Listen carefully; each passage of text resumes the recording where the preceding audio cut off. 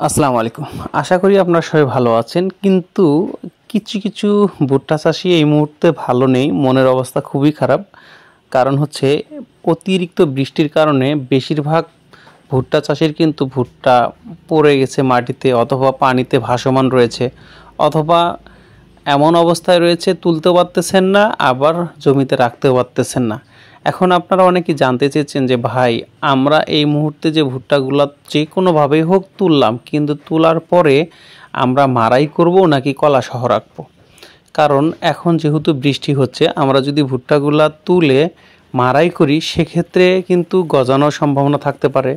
এই কারণে আপনারা কি করবেন, ভুট্টা সহ মানে অর্থাৎ কলা সহ আপনারা আপনার ঘরে যদি ভালো জায়গা থাকে সেখানে রাখার, অবশ্যই প্লাস্টারের হতে হবে, কারণ মাটিতে রাখা যাবে না। তবে শুকনো মাটি হলে সমস্যা নাই।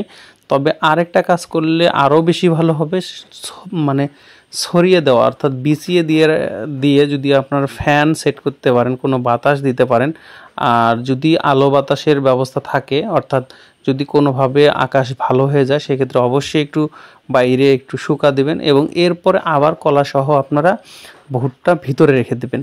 এতে করে আপনার ভুট্টার গাজানোর সম্ভাবনা খুব কম থাকবে। আর যদি আমরা একটা মাড়াই করি অর্থাৎ ভেঙে দেই মোচা থেকে, সেক্ষেত্রে কিন্তু আপনার ক্ষতি হবে। আর অনেকে আবার জানতে চেয়েছেন যে এখন আমরা এমতো অবস্থায় ভুট্টা পানিতে পড়ে আছে, আমরা কি ভুট্টা তুলবো নাকি জমিতে রেখে দেবো? ভুলেও না, এখন আপনাকে ইচ্ছা অনিচ্ছা যেসব কলা মানে এখন মাটিতে এখনো স্পর্শ করেনি বা গাছ ভালো আছে, ভুট্টার গাছ খাড়া আছে, সেসব ভুট্টা না তুললেও চলবে।